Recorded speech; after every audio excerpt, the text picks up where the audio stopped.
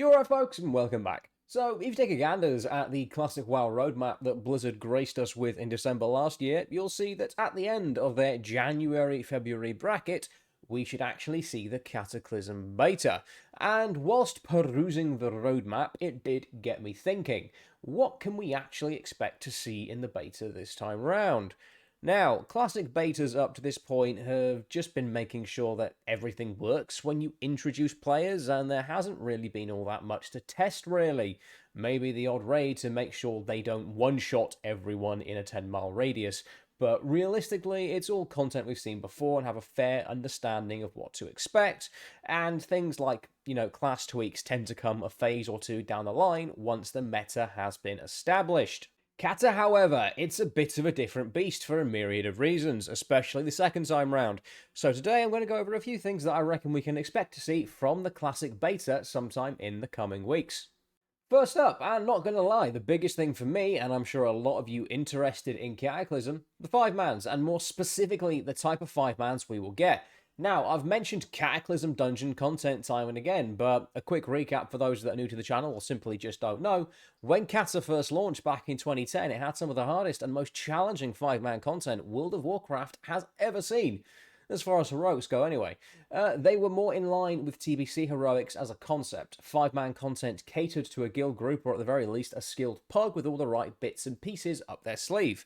And compared to Wrath heroics, they were certainly a step up in terms of difficulty, as most packs and bosses required a fair degree of tactical thought, and the old faithful of Wrath 5-mans of pick everything up and AoE until nothing but a pile of ash remained just wouldn't cut it, as there are a lot of mechanics designed to still be deadly even with fully geared raiders in the group.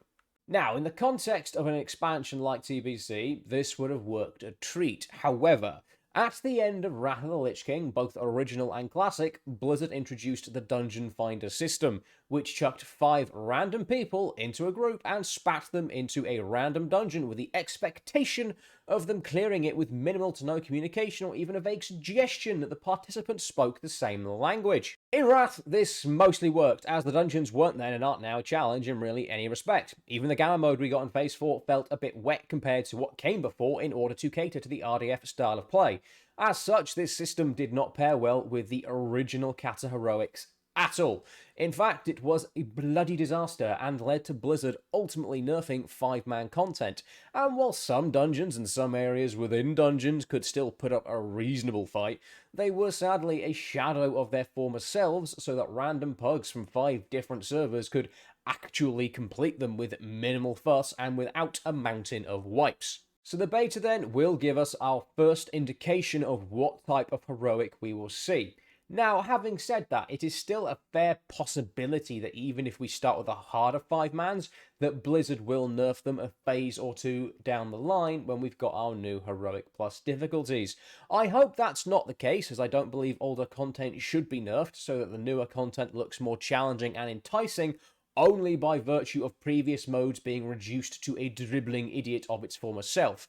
But I do also see it being an option they may take. Then, following on from that, raids. Now, a couple of things. Firstly, 25-man. No real complaints. 25-man guilds feasted well in Cataclysm. The raids were generally well-sized, well-paced, and heroic provided a sufficient challenge in most cases. I'd say it was only really disappointing at the end with Dragon Soul, but that was only down to the Deathwing encounters more than anything else. The rest of the raid wasn't actually half bad. The only other thing I'd say about that period of WoW is that we should have gotten a patch or two more, but it is what it is. The real question when it comes to Cata raiding is 10-man. Now again, if you were around at the time, you will be aware of this. If not, and this is your first foray into Cataclysm, original Cata 10-mans were a joke, and not in a good way. They were soul-destroying, back-breaking endeavours. They were so poorly tuned as compared to their 25-man counterparts that numerous guilds were just sacrificed on the altar of 10-man raiding. Blizzard eventually got round to sorting it out, and from Firelands onwards, 10-man was a respectable way to play the game. But for a lot of people, a bad taste had been left in their mouths regarding how it had been handled up to that point.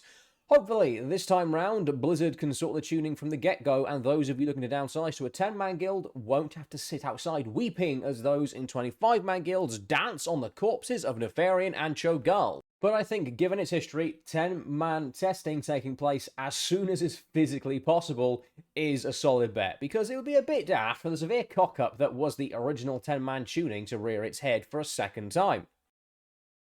As well as this, Cataclysm is when the flexible raid lockout system was introduced. Now, this isn't the same as flex raiding as you may know it in retail. Raids were still tuned to either 10 or 25 people. But the first thing this system did was consolidate the lockouts each week. So instead of being able to raid 10 and 25-man versions of each and every raid, as was the case in Wrath of the Lich King, you just raided. Each week you had an opportunity to kill the boss, regardless of the raid size. Now, there were some caveats to this, so I will leave a link to a blue post in the description down below, as it's quite a lot of information. Honestly, it could be a video in and of itself, because it's a bit twisty and turny. But if you fancy a read, it's there for you. I see no reason as to why this isn't the system we will get this time as well. And at the very least, it will be nice to not have to farm 10-mans for the first half of a raid's life alongside my 25 runs. And as a side note, in case anyone was wondering, 10-man drops the same loot as 25 in Cataclysm, just less of it. So unlike Wrath, you won't stand out a mile away as being a 10-man only player because you're dressed in, let's be fair, comparatively crap loot. It also helps that if you're, say, benched for a reset or miss a guild raid for whatever reason, you've not got to track down a 25-man pug. You could just find or even make a halfway decent 10-man and still get a chance at the exact same items. The next up is leveling. Not so much the 80 to 85 experience. I have a feeling that'll be pretty standard to what it was like back in the day. I mean more the 1 to 60, then 60 to 80 brackets. Blizzard have said that leveling is something they are going to be essentially expediting this expansion, which really isn't all that necessary as far as the old world revamp goes. Let's be honest, it was a fairly streamlined and speedy experience without further adjustments really being needed, and as such probably won't see anything drastic. But, as I said in my last video, they stated that Outland and Northrend are probably going to be visited by the XP Fairy this time, and just be an all-round faster experience. In the grand scheme of things, I don't see them having too many issues implementing such a change. It is largely just adjusting the value of rewarded XP for an activity. But because Blizzard really want to make leveling an afterthought in Cata, so they can just pump out patch after patch after patch for endgame, it's probably going to be one of the earliest things we see in beta, and I can even see them giving us some 60 and 70 pre-mades to test out Outland and Northrend. It does mean that people will get into the Cataclysm content faster, which, depending on who you are, is either the best thing ever or the devil incarnate. Some will grumble at them for doing this, and I get it, but Blizzard are very much intent on burning through Cataclysm as quickly as possible. There's no other word for it, really. I'm not sure why they want to hit the fast forward button on this expansion in particular, because if they're just going to churn out Mr. Pandaria next year and do the same thing again, and then do Warlords, it's a bit of a pointless exercise and perhaps even a thinly veiled attempt to make more seasonal WoW content instead of investing in Classic long term. But I will say that the focus does appear to be on the endgame for Cataclysm, a steady, regular stream of raids and dungeons, and that is what Cataclysm is going to be good for. Well, that and apparently the PvP too, but I know as much about that as I do particle physics. And one thing that would be nice if they do any in Cataclysm are class tweaks. Maybe not right away, but when it's been in the hands of the players for a few weeks, maybe, just maybe, they can screw with the meta before it's established so that ferals don't become untouchable melee gods for a second time.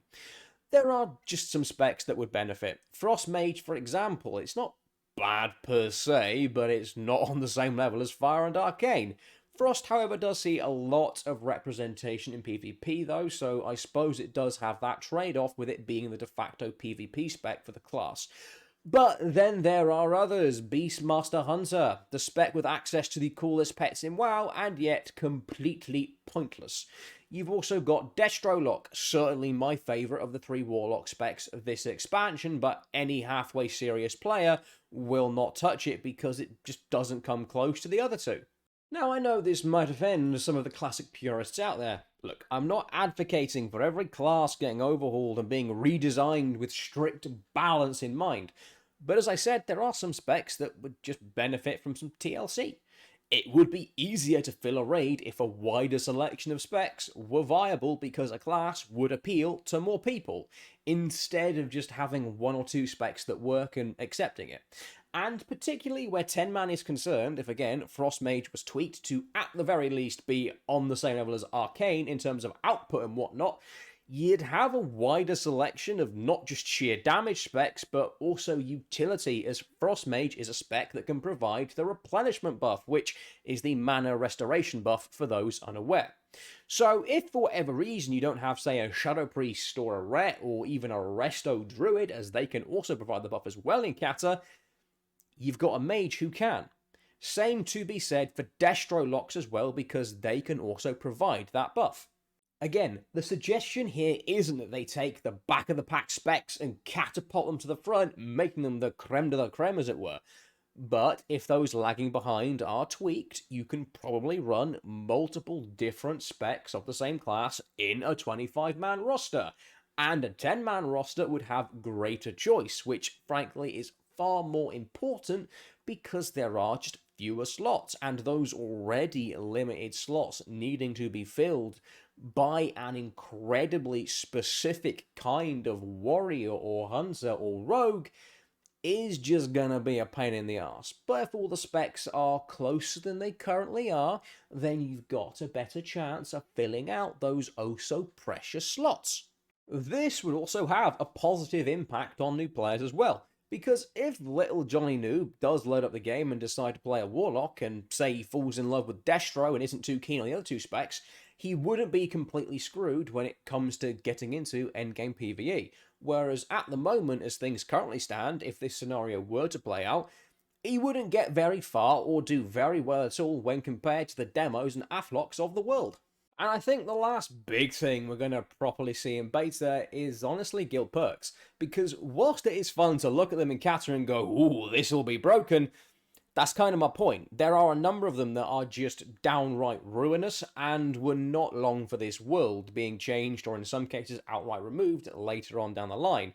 Have Group Will Travel being a clear and obvious example for how actually mental a perk can be once you think about it. As such, I wouldn't be at all surprised if this time round Blizzard do go into the guild perk system and have a little bit of a fiddle, because a level 25 guild is a powerful thing, and the gold and flask perks alone are going to be instrumental in raiding this expansion. And don't quote me on this, because for the life of me, I cannot find the article, but I do remember reading a couple of weeks back that there might actually also be some tweaks to guild leveling as a whole, because simple fact is, a guild with fewer members is going to take longer to level to level 25. So something like a 10-man raiding guild, by its very nature, is going to have fewer active players, and as such, getting to max level and unlocking those coveted guild perks is going to take longer than a bloodthirsty established 25-man guild with a slew of alts and socials running around to make things easier. And obviously there'll be loads of little things as well. We'll see Worgins, Goblin, probably Transmog as well. As I've said before, whilst Transmog was a feature that arrived later in Cata's life, there's no reason to not get it straight away this time round, since we know it's coming, and in its new and improved form. And just all those teeny tiny little things. But unlike the items I've mentioned up to this point, they aren't in flux. A Worgen's a Worgen. There isn't a question as to whether we'll get the vanilla model or the Cata model. It's the Cata model, obviously. But that's me for today. Let me know your own thoughts down below. Be so kind, so like, sub, share with your pals and so on. That'd be grand. We're well on our way to 1,000 subs now, and that is bloody awesome. So cheers for that. Have a good one, folks. Bye for now.